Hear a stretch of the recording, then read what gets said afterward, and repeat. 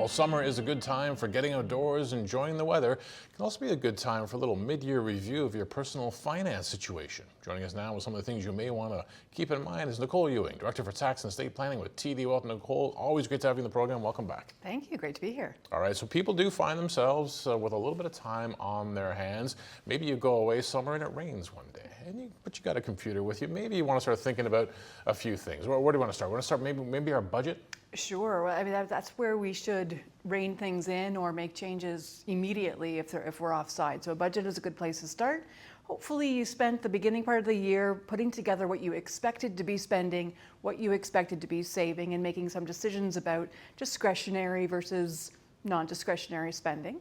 Let's reflect on it, see whether or not we're in line with that spending and maybe why we're not, if we're not. So anything can happen, right? We're not just stagnant through the first number of months of the year. Life may have changed as well. We may have had a job change. We may have had a lifestyle change. Perhaps our rent or mortgage amounts have changed as well. Use that information, bring it into your budget, make the appropriate changes where necessary, and give yourself a pat on the back if you're otherwise on track. If you're otherwise on track, yeah, pat on the back to anyone out there who is on track, because it's hard in the summer, right? Suddenly you start having a good time, maybe you spend more than you should, so that's a good place to think. Checking your credit score, why is this important? Yeah. Well, because again, and I get these notifications that I need to go back and check, and frankly, if you're not making a point of going in and checking, you might not be aware of things that have happened that you either intended to happen or that may have not really been your doing, but might be a mistake. So if there's something that's wrong, go in, make sure that you're identifying that and making the appropriate, taking the appropriate actions on that. If it has increased or decreased, this may give you an opportunity to reflect on some of the things that your credit score influences. So for example, maybe you have some debt, maybe you have some financing arrangements that if your credit score has increased, you may have the opportunity to renegotiate those in a more favorable way. If your credit score has taken a hit, it might give you a good chance to reflect on why. Maybe something went off the rails that needs your attention. All right, so we've taken a look at our budget, we've taken a look at our credit score and see where we stand there. Some of us, I like to do this. I set monthly contributions for certain things, then I set it and I forget it. But every once in a while, maybe you need to think about it. Unforget it.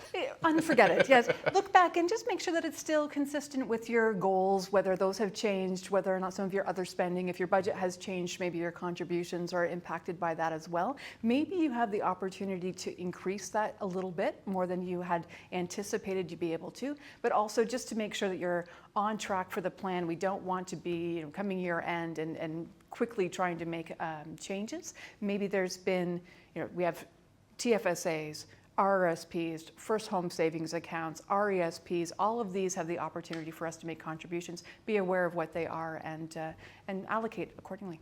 Now, obviously, through the course of a year, when you talk about sort of getting some information together, I've had several friends and colleagues who have done various walks or rides for charity. Yeah, you put some money behind it, good causes, and then a little receipt lands in my Gmail.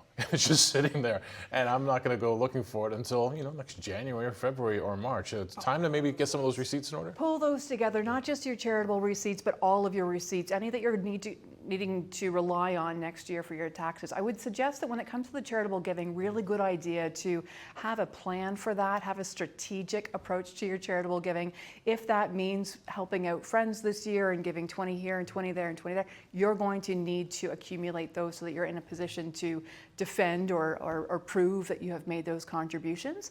Maybe you want to think as well about changing your giving strategy so that you're ensuring that you have the biggest bang for your buck and you're contributing in the way that you want to. Maybe you're maximizing things, looking at your gains, your securities that may have gains on there. Maybe there's an opportunity to make a more impactful gift than you would otherwise be able to make. But you need to be able to defend your position to CRA next year, not only for your charitable donations, but for all of the spending. Maybe you're at the cottage and maybe you're doing some work that will allow you to increase the adjusted cost base of that property. Again, you'll need to be able to demonstrate that down the road. You might not sell for another 10 years. Make sure you know what you're doing with your receipts. Have a plan and a way of ensuring that you know where they are when you need them. Could lead us into a discussion there of tax implications. We might, turn off parts of our brains during summer vacation. The tax regime never goes away. Reevaluate maybe withholding taxes, tax loss harvesting. Yes, so withholding taxes, if you are having with taxes withheld on employment income, for example, and you've either changed your life circumstances have changed, you have the opportunity to ask your employer to make changes to those withholdings so that you can better maximize the use of those funds. For tax loss harvesting, again, this is something that shouldn't just be done at the end of the year. We need a strategy around that. We need to understand what we're doing. And certainly this year with the change in the capital gains inclusion rate, having these two different periods where the taxes are going to need to be thought about, tax loss harvesting might look a little bit different to people in 2024 than it has previously, and the way that it's going to look in 2025. Certainly, if you are doing any investing through a corporation where you have a capital dividend account at play, making sure that your timing with respect to pulling out your funds tax-free from the capital dividend account and making your tax loss harvesting choices, if you're selling at a loss, that's going to impact that as well. So just make sure you have your strategy set and you're ready to act. I feel like this last one here is a big one, estate plans.